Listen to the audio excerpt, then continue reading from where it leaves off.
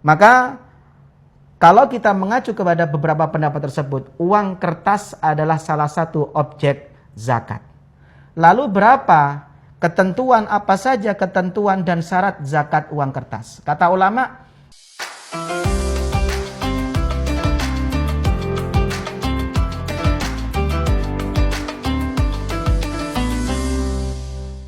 Assalamualaikum warahmatullahi wabarakatuh. Hari ini kita akan membahas zakat tentang uang yang selama ini kita pakai. Apakah uang yang kita pakai itu wajib zakat, baik berupa tabungan, simpanan, deposito, dan lain sebagainya. Pembahasan tentang penggunaan uang kertas itu adalah pembahasan kontemporer. Makanya Imam Waqbah Zuhaili dalam kitabnya Afiqul Islami mengatakan, wa bima anna hadzal nizam dhahara haditsan ba'dal harbil alamiyah al-ula falam yatakallam fihi fuqahauna al-qudama. Pembahasan uang kertas yaitu fiat money yang kita kenal saat ini itu adalah pembahasan kontemporer yang baru terjadi setelah sistem emas diganti dengan sistem fiat money, yaitu uang kertas setelah Perang Dunia Pertama dan setelah diterapkannya sistem Bretton Woods. Karena itulah pembahasan zakat uang kertas kita mengacunya kepada beberapa pendapat ulama kontemporer. Dalam hal ini Syekh Waqbah Zuhaili dalam kitabnya Al-Fiqhul Islami mengatakan begini, wal haqqu wujubuz zakati fiha. Pendapat yang benar wajib zakat dalam uang kertas atau uang fiat money. Li'annaha asbahat hiya athmanul asya'. Karena saat ini sudah menjadi saman, sudah menjadi mata uang di seluruh daerah, di seluruh negara. Wamtana'at ta'amulu bidzahab, dan sekarang sudah tidak bisa menggunakan mata uang emas. Bahkan beliau dengan tegas mengatakan, fala yasihhul qawlu biwujudi ikhtilafin fi zakati hadhin nuqud. Tidak sah kalau ada orang yang mengatakan ada perbedaan pendapat terkait wajibnya zakat terhadap uang kertas.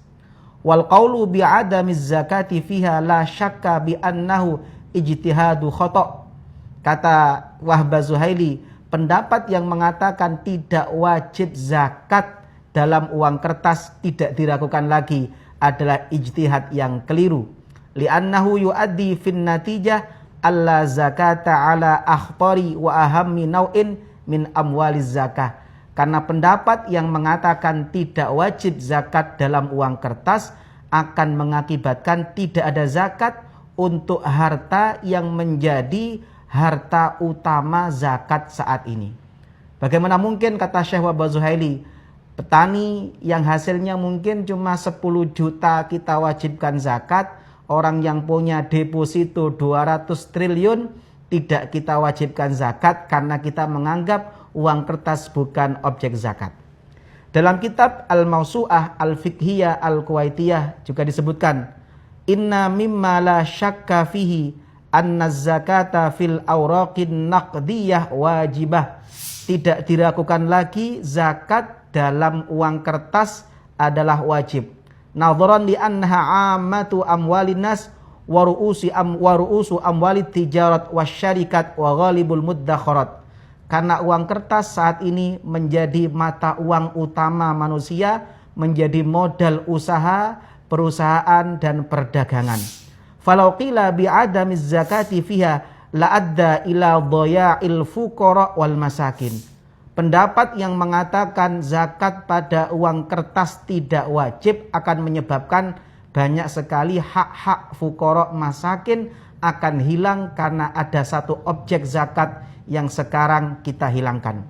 Waqad qala Allah Ta'ala wa fi amwalim haqqun lis-sa'ili wal mahrum wala siyama annaha asbahat umlatan naqdiyah mutawadi'an 'alaiha fi jami'an anha'il alam wa yanbaghi taqdirun nisab fiha bidzhab awil fiddah.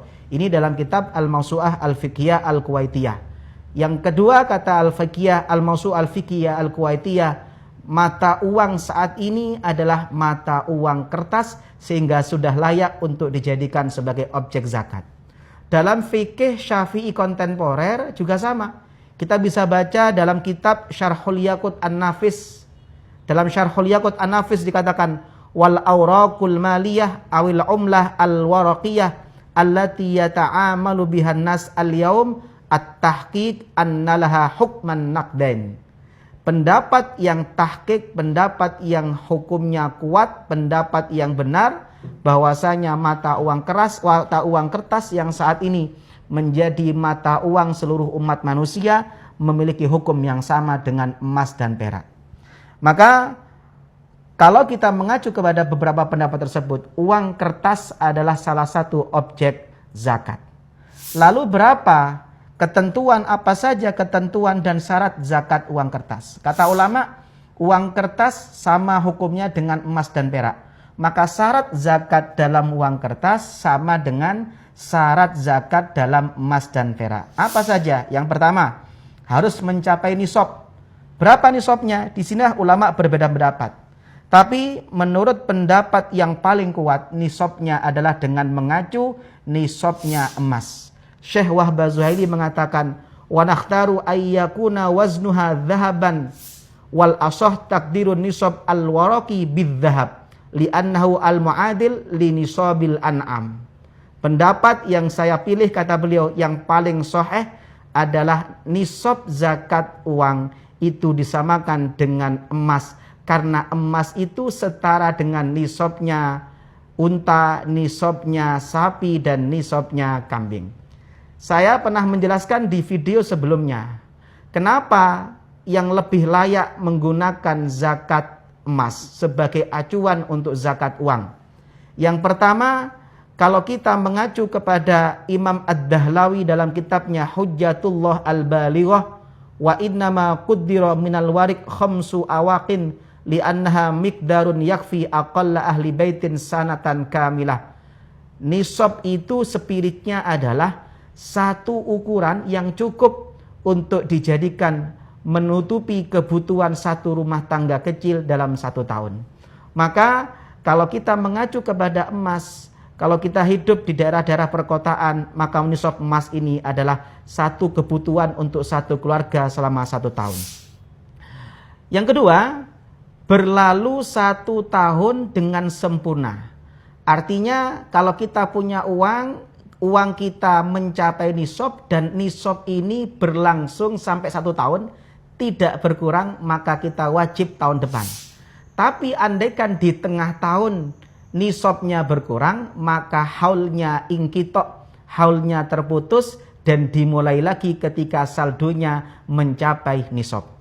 Yang ketiga, zakatnya adalah sama dengan zakat emas, yaitu 2,5%. Saya kasih satu ilustrasi, contoh. Jadi kalau kita punya uang, maka seluruh uang kita itu kita total. Mungkin ada yang uangnya, tapi ini berlaku untuk uang yang sifatnya adalah simpanan.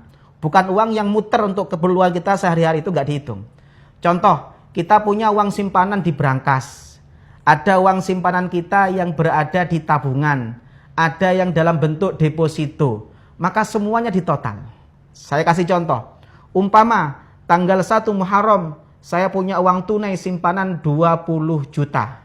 Saldo bank saya baik tabungan maupun deposito 170 juta. Maka total uang yang saya miliki simpanannya adalah 190 juta. Kalau kita mengacu kepada nisab emas, 85 gram emas. Kalau harga 1 gram emas adalah 1,5 juta, maka nisabnya adalah sekitar 127,5 juta. Maka tanggal 1 Muharram berarti saldo uang saya baik tunai, simpanan ataupun yang di bank itu total 190 juta. Berarti sudah satu nisab. Kemudian di tanggal 5 bulan Rabiul Awal, di bulan Safar, saya kemudian mengambil tunai uang saya 10 juta, tapi saya menambah uang di bank 30 juta. Maka saldo saya total 210, masih nisab. Cuma tanggal 20 Rabiul Awal, saya ternyata punya keperluan. Uang saya gunakan beli mobil. Uang saya gunakan untuk keperluan saya 160 juta. Maka dari 210 juta, dikurangi 160 juta, sisa 50 juta. Maka tanggal 20 Rabiul Awal berarti tidak satu nisab. Berarti haulnya sudah ingkitok. Haulnya terputus, yang asalnya nisabnya haulnya dimulai dari 1 Muharram, karena tanggal 20 Rabiul Awal tidak mencapai nisab, maka dianggap terputus. Kemudian tanggal 20 bulan Rabiul Awal, Jumadil Ula, saya ternyata nambah uang, ada rezeki saya tambah 170 juta. Berarti nisabnya dimulai lagi ketika saldo saya ditambah yang kemarin 50, ditambah dengan 170, plus uang tunai 5 juta, berarti saldo saya 225 juta. Maka pada tanggal 20 Jumadil Ula, haul saya dimulai.